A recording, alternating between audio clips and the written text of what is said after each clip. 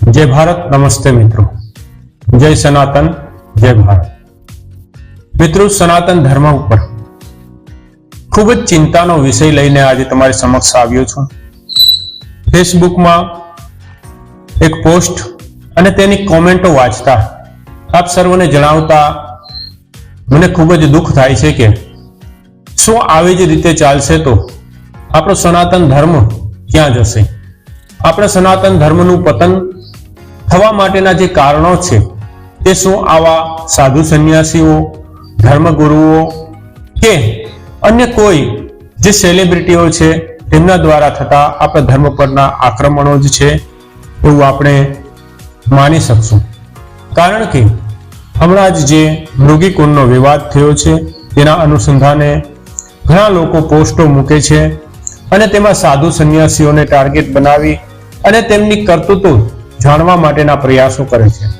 તો મિત્રો, કોમેન્ટ બોક્સમાં જે કરતૂતો જાણવા મળી છે અથવા તો જે કોમેન્ટો જાણવા મળી છે તેના આધારે એવું લાગે છે કે ખરેખર સનાતન ધર્મને જો પતનના આરે લઈ જતા હોય તો આપણા સાધુ સંન્યાસીઓ, કહેવાતા બાવાઓ, કહેવાતા ધર્મગુરુઓ, આવા લોકો જ આપણા ધર્મને વિનાશ તરફ દોરી જાય છે અને યુવાનો તેમજ અન્ય જે આપણી નવી આવનારી પેઢી છે તેને પણ આ ધર્મ પ્રત્યે ઘૃણા થાય, ઈર્ષા થાય, તેનાથી દૂર ભાગે તેવા આ પ્રકારના પ્રયત્નો થઈ રહ્યા છે। તો આપ સર્વને હું આ માટે સ્પષ્ટતા કરવા માટે એક જે પોસ્ટ આપેલી છે તેનું મેં સ્ક્રીન રેકોર્ડિંગ કરી અને આપ સમક્ષ રાખવા માટે પ્રયાસ કરું છું।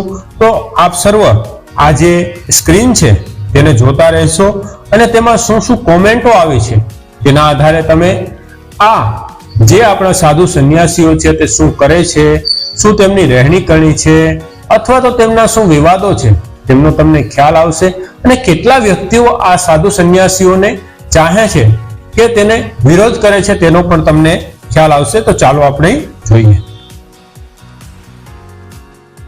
તો મિત્રો, આ અત્યારે તમારી સમક્ષ જે પોસ્ટ છે તે હું રાખું છું અને હવે તમે આમાં જુઓ કે ચરસ, ગાંજો, સિગારેટ આવા પીએ છે અને દાનનો દુરુપયોગ કરે છે આવા સંન્યાસીઓની કોમેન્ટો છે। અહીંયા આ કોમેન્ટ તમે વાંચી શકો છો। ઘણી બધી સારી કોમેન્ટ છે, ઘણી બધી ગાળો પણ કાઢી છે અને જે ધર્મના નામે જે આ લોકો સાધુ સંન્યાસીઓ પોતાના મોટા મોટા અખાડાઓ બનાવી બેઠા છે અને જ્યાં એક પ્રકારની વીવીઆઈપી સુવિધાઓ ઊભી કરીને બેઠા છે તે બાબતે જે તમે જોઈ રહ્યા છો તે આ કોમેન્ટોમાં તમને જાણવા મળી રહ્યું છે।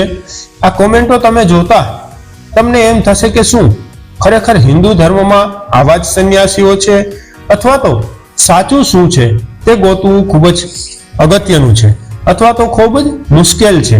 કારણ કે આજે દરેક દિવસે, દરેક સમયે એક એક નવા નવા બાબાઓ આવે છે અને જે ધર્મના નામે પોતાની સંસ્થા સ્થાપે છે, મોટા મોટા આશ્રમો સ્થાપે છે, ત્યાં વીવીઆઈપી કલ્ચર ઊભું કરે છે અને પછી ઘણો બધો સમય ચલાવ્યા પછી તેમાંથી જે આજે તમે જોઈ રહ્યા છો એ પ્રકારના મોટા મોટા કૌભાંડો જે સ્ત્રીઓથી લઈ અને ધન સુધીના ઝઘડાઓ આવી જ મોટી મોટી સંસ્થાઓમાં થાય છે।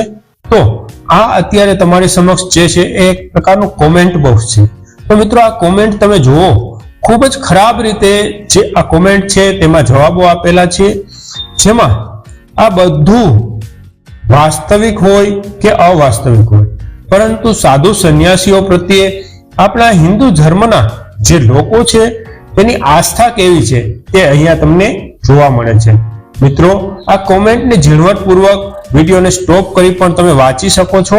મિત્રો, આ કોમેન્ટ જોતા એવું લાગે છે કે નજીકના સમયમાં આપણા સનાતન ધર્મને આવા બાબાઓ, આવા સંન્યાસીઓ, આવા ધર્મગુરુઓ લઈને ડૂબશે અને આવનારી પેઢી માટે ખૂબ જ ચિંતાનો વિષય થશે કે આપણા ધર્મગુરુઓ આવા હોય છે તો આપણો ધર્મ કેવો હશે।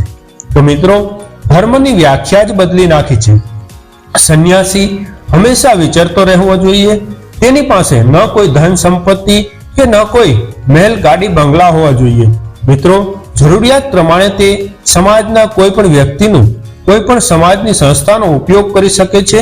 તે હંમેશા નિર્લિપ્ત હોવો જોઈએ, કોઈ જગ્યાએ પોતે સંસ્થામાં કે અન્ય જગ્યાએ પોતાનું વર્ચસ્વ જમાવનાર ન હોવો જોઈએ અને સમાજ માટે હંમેશા હિતોપદેશક એટલે કે પરોપકારના કાર્ય અને ઈશ્વર વિશેના જે પોતાના મંતવ્યો છે તે સ્થાપિત કરતો હોવો જોઈએ, નહીં કે ચલમ, ગાંજા અને સિગારેટો પી અને સમાજને એક ખરાબ સંદેશ આપે એ પ્રકારનું સંન્યાસીનું જીવન ક્યારે પણ ન હોઈ શકે. તો મિત્રો, આજે અત્યારે કોમેન્ટો આવે છે તેનું પરિણામ આ જ છે, કારણ કે હાલમાં સોશિયલ મીડિયાનો ખૂબ જ મોટા પાયે ઉપયોગ થાય છે. તો સોશિયલ મીડિયામાં દરેક માણસ સ્વતંત્ર રીતે પોતાનો જવાબ આપી શકે છે, પોતાના મંતવ્યો રજૂ કરી શકે છે. એટલા માટે જ મેં અહીંયા જ્યાં તમે જોઈ રહ્યા છો તો કોમેન્ટનો સિલસિલો લીધો છે, તેમાં તમે જોઈ શકો છો કે કેટલા વ્યક્તિઓ આવા આપણા સાધુ સંન્યાસીઓ જે કહેવાતા સાધુ સંન્યાસીઓ છે તેનો અત્યારે સમર્થન કરે છે કે વિરોધ કરે છે, તે અહીંયા તમને કોમેન્ટ દ્વારા ખૂબ જ સ્પષ્ટ રીતે જાણવા મળે છે કે શું આપણા ધર્મના જે આપણે 1008, 2008, 3008 કહીએ છીએ એ લોકોનું શું વર્ચસ્વ છે સમાજ ઉપર, શું તેમની છબી છે સમાજ ઉપર, તે અહીંયા તમને આ કોમેન્ટ દ્વારા જાણવા મળશે. તો મિત્રો, આ તમે કોમેન્ટો જોઈ અને ખૂબ જ ચિંતાજનક વાત છે આપણા માટે. આ કોમેન્ટો બતાવવાનું મારું કોઈ કારણ નથી કે આ બાપુ ખરાબ છે કે એને આવું કરે છે, પણ આ કોમેન્ટો ઉપરથી આપને ખ્યાલ આવશે કે જે કોઈ પણ વ્યક્તિનું સમાજમાં વ્યક્તિત્વ શું છે, સમાજમાં તેનું સ્થાન શું છે. ઘણા બધા લોકો તેમને સમર્થન આપે છે, ઘણા લોકો ગાળો કાઢે છે, ઘણા લોકો તેમના જે કાંઈ કાર્યો છે તેના વિશે પણ આ કોમેન્ટોમાં લખે છે. તો આગામી સમયમાં આપણે આપણી યુવા પેઢીને આ જ પ્રકારનું જે કંઈ સોશિયલ મીડિયા છે તે જોઈ અને જે કંઈ પણ પોતે ધર્મના વિચારો હશે પોતાના યુવા પેઢીના, તે લોકો જો આવા સાધુ સંન્યાસીઓની આવી કોમેન્ટો, આવા વિવાદો જોશે તો તેમને આપણા સનાતન ધર્મ પ્રત્યેના જે મૂળ સિદ્ધાંતો છે તેના પ્રત્યે પણ તેમને ધૃણા થશે કે આપણો સનાતન ધર્મ આવો છે. અને વિધર્મીઓ દ્વારા હર હંમેશ આવા જ ટોપિકો લઈ, આવા જ વિવાદોને લઈને આપણા જે કોઈ યુવા પેઢી છે અથવા તો જે નવીન લોકો છે ધર્મમાં રસ ધરાવનાર, તેઓને આવા જ મુદ્દાઓ સામે રાખી અને ધર્મ પરિવર્તન પણ કરાવવામાં આવે છે. તો મિત્રો, આપણે ખૂબ જ ચિંતાનો વિષય કહી શકીએ એવો આ વિષય છે. તો મારું તો સર્વે સંન્યાસીઓ, સાધુ સંતોને એટલી જ વિનંતી છે કે તમે તમારી મર્યાદા પ્રમાણે બધું કરો. તમને સમાજ અને રાષ્ટ્રના દરેક સાધનોનો ઉપયોગ કરવા માટેની સત્તા છે, કારણ કે તમે સમાજ માટે, રાષ્ટ્ર માટે અને ઈશ્વર માટે તમારું જીવન સમર્પિત કર્યું છે.